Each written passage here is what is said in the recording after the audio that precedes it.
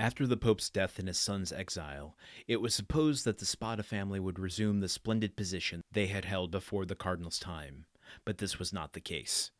The Spadas remained in doubtful ease, a mystery hung over this dark affair, and the public rumor was that Cæsar, a better politician than his father, had carried off from the Pope the fortune of the two cardinals.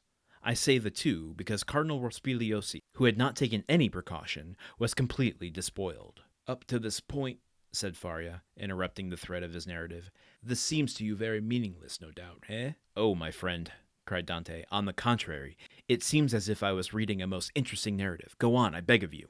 I will. The family began to get accustomed to their obscurity. Years rolled on, and amongst the descendants some were soldiers, others diplomats, some churchmen, some bankers, some grew rich, and some were ruined.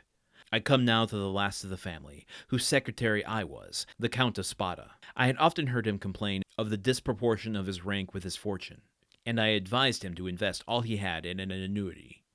He did so, and thus doubled his income. The celebrated Breviary remained in the family, and was in the Count's possession. It had been handed down from father to son, for the singular clause of the only will that had been found had caused it to be regarded as a genuine relic, preserved in the family with superstitious veneration. It was an illuminated book, with beautiful Gothic characters, and so weighty with gold that a servant always carried it before the cardinal on days of great solemnity.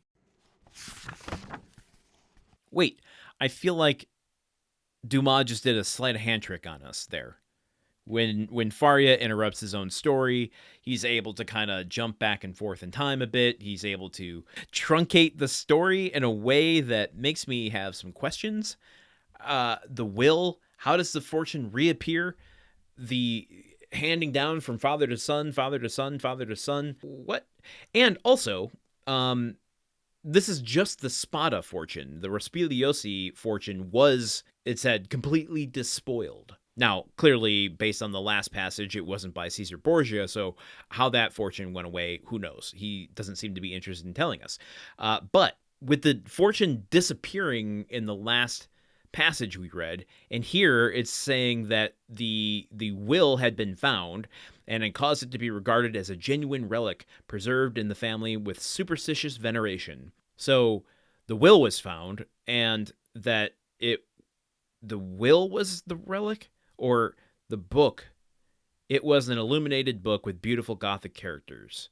That was the fortune that was handed down from father to son. I am so confused, folks. I am sorry.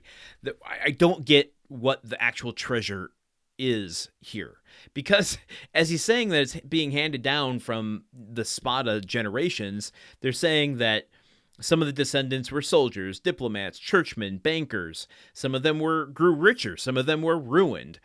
How does that affect the treasure? How does that affect the generational wealth? I don't get it. I have to admit, I'm very lost. I'm very lost, folks. Oh my God. What will you do if the host of this show doesn't know what the fuck's going on? I'm so sorry. I can only put my faith in the fact that it's the absurd premise of this podcast that is obscuring what's happening, and not my brain. Day to day, trying to keep this all together is rough. It's a rough one.